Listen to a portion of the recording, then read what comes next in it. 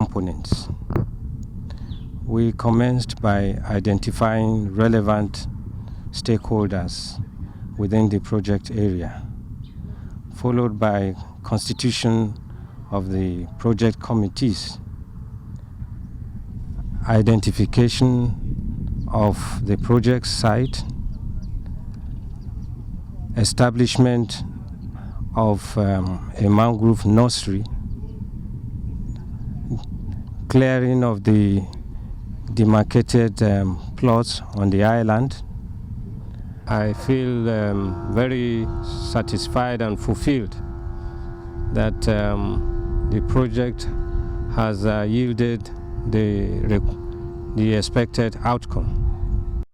Reforestation of the mangrove is a really painstaking exercise and requires some form of patience and tact. Laborious as it may seem, the end result is worth all the effort after all. For the purpose of this project, suitable plots of land were identified both for the nursery and the plantations within the project area, while the extent of mangrove depletion and Nypa infestation in the project area was determined. Furthermore, a mangrove nursery of about 40,000 seedlings was established, taking into cognizance the viability of the seedlings. For the demonstration, 4 plots of 0.5 hectares of land were demarcated within the Nypa jungle. In plot 1, the Nypa palms were completely uprooted and cleared by cutting 3 times at intervals of 14 days. In plot 2, only the leaves and flower stalks of Nypa palms were cut to allow the planting of mangroves among stands of Nypa. Plots 3 and 4 were designated experimental and real Nypa plantations respectively by selectively cutting the Nypa leaves in plot 3 and the older rhizomes and leaves in plot 4. Subsequently, the quality and quantity of the Nypa products in the 2 plots were compared.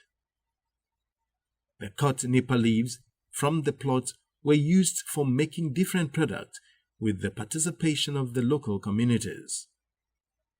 About 15,000 matured seedlings from the nursery were planted in each of the plots 1 and 2. The use of Nypa palm to produce food products was demonstrated to the local community. The experiment showed that tapping of Nypa palm using the Thailand method yielded a thick sap that had 18% sugar content. In Thailand, this sap is used for the production of sugar, alcohol, and vinegar. The ripe endosperms of Nypa palm fruits were also sampled and found to be edible. The local communities were engaged to harvest seedlings from Nypa palms growing in the undisturbed Nypa jungle adjacent to the test plots, and the use of the ripe seeds as high-quality firewood was demonstrated to the local communities and government stakeholders. A workshop was organized to create awareness among the fishing communities on the benefits of a sustainable mangrove utilization. A mangrove and Nypa management plan was developed, and user rights and self-monitoring process by communities as well as monitoring by local government authorities was established.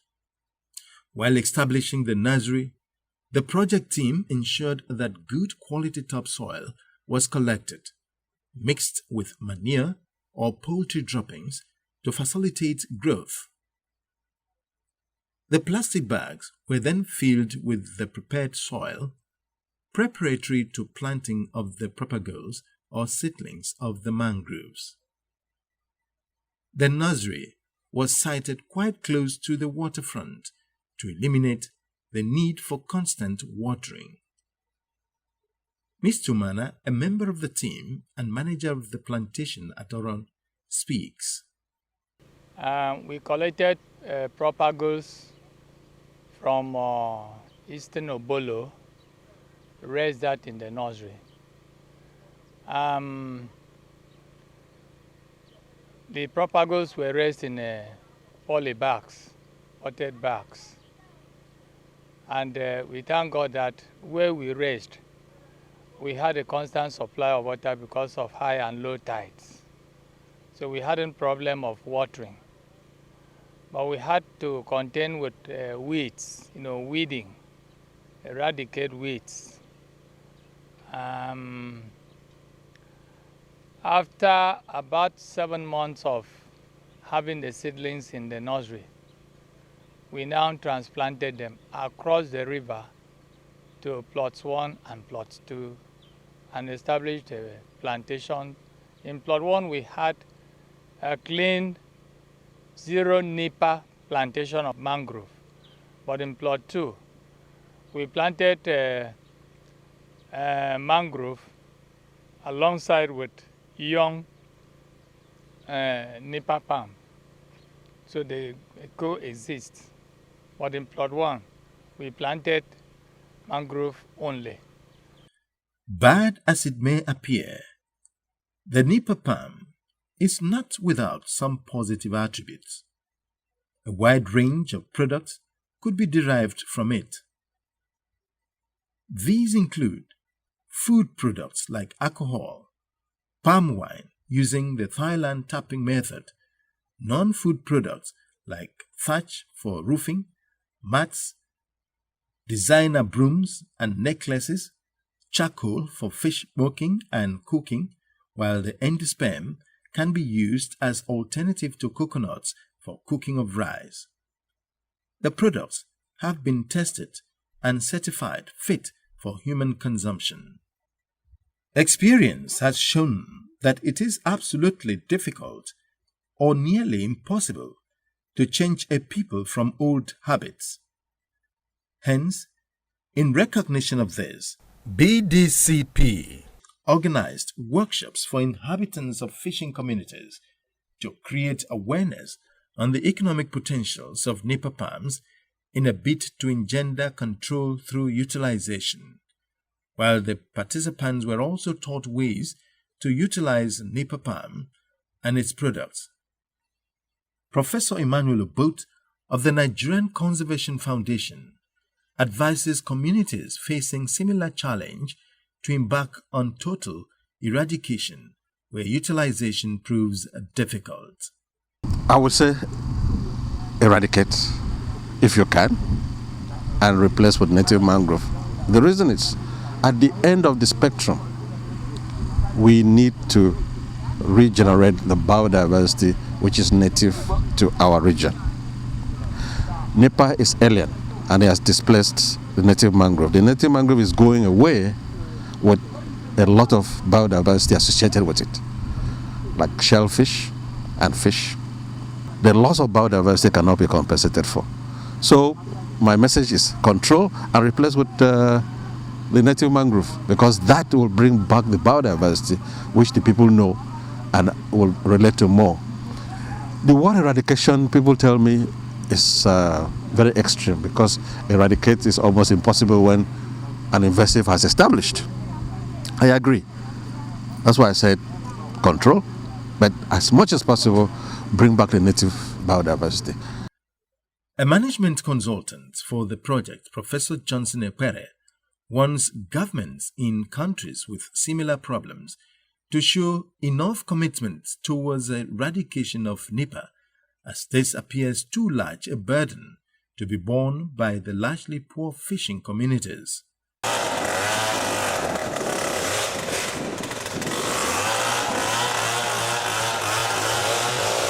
In this project here, we have tried to see whether we could actually eliminate the Nypa palm and resuscitate the original vegetation of the place, which is mainly mangrove. In doing this, we had involved the communities, the local government and the communities themselves.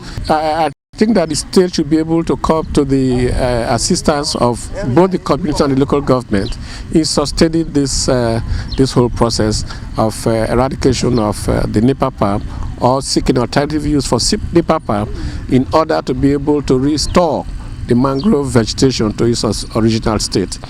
In other parts of the world, this is their expectation. They are doing this, and they are looking for examples. They are looking for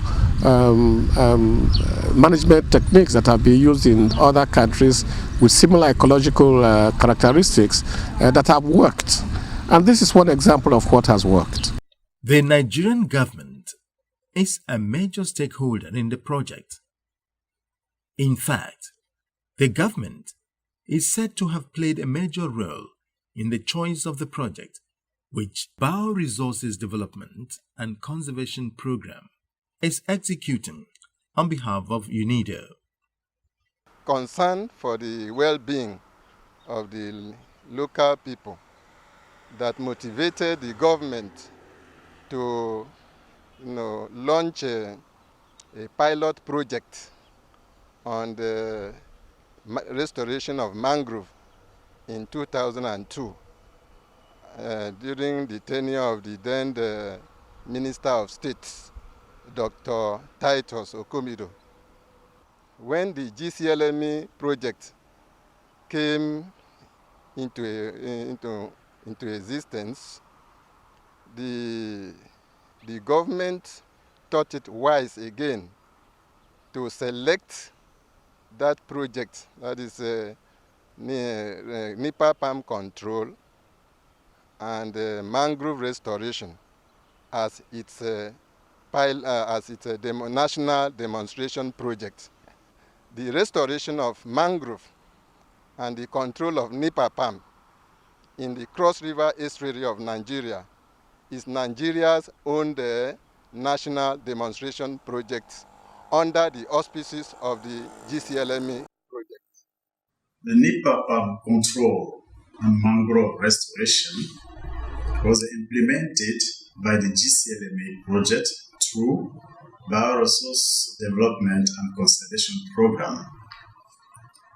I would like at this stage to thank, on behalf of the IGCC Secretariat, the local stakeholders for their total implication in this activity, mainly the institutions such as the Nigerian Institute for Oceanography and Marine Research, represented by Dr. Emmanuel Ajao, the Biodiversity Development and Conservation Program, led by Professor Elijah Sukumba, the Nigerian Conservation Foundation, represented by Emmanuel Obot, Professor Ikwere.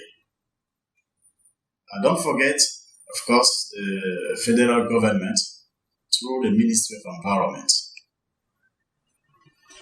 I also want to recognize the direct implication of local population in the afforestation process, which require, of course, a lot of efforts. And the fact that awareness was created among the local people to sustain this process. The success of this demo project will serve as a good example and will be disseminated in the 16 GCLME countries and beyond for the restoration of the mangrove ecosystem in the region. This is our way to contribute to poverty alleviation in the GCLME region.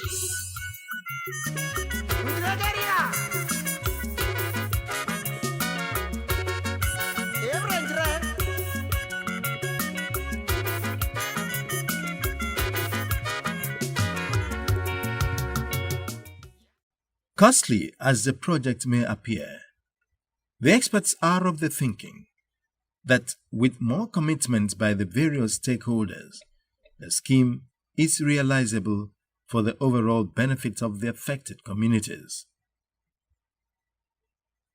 The successful demonstration of this project in Oron, Nigeria, clearly shows that it could as well be realizable in places with similar problems, and that a degraded ecology can be restored to its original state.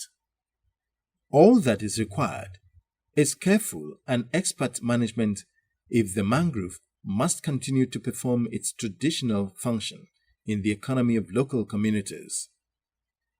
There must therefore be sustainable utilization of the rehabilitated ecosystem and restored mangrove for shoreline protection, erosion control, among other benefits.